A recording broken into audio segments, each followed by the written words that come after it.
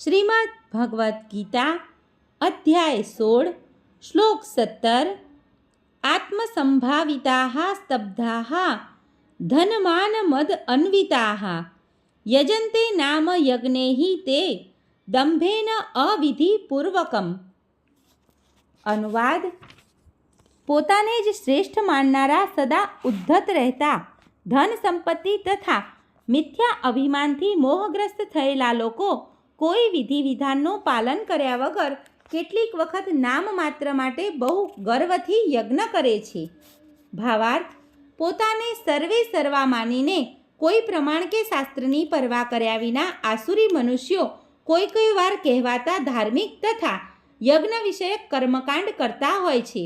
તેઓ કોઈ પ્રમાણમાં વિશ્વાસ કરતા નથી, તેથી તેઓ ઘમંડી હોય છે. કેટલીક સંપત્તિ તથા ખોટી પ્રતિષ્ઠા પ્રાપ્ત કરવાથી જે મોહ ઉત્પન્ન થાય છે તેના લીધે જ આવું થાય છે.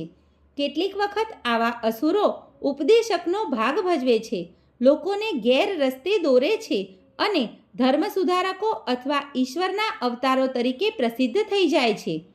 તેઓ યજ્ઞ કરવાનો દેખાવ કરે છે અથવા દેવોનું પૂજન કરે છે અથવા તેમના પોતાના ઈશ્વરને ઉપજાવી કાઢે છે.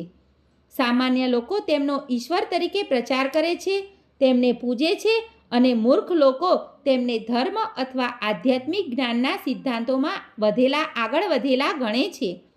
તેઓ સંન્યાસીઓનો વેશ ધારણ કરી લે છે અને આ વેશમાં રહી સર્વ પ્રકારના અધમ કાર્યો કરે છે.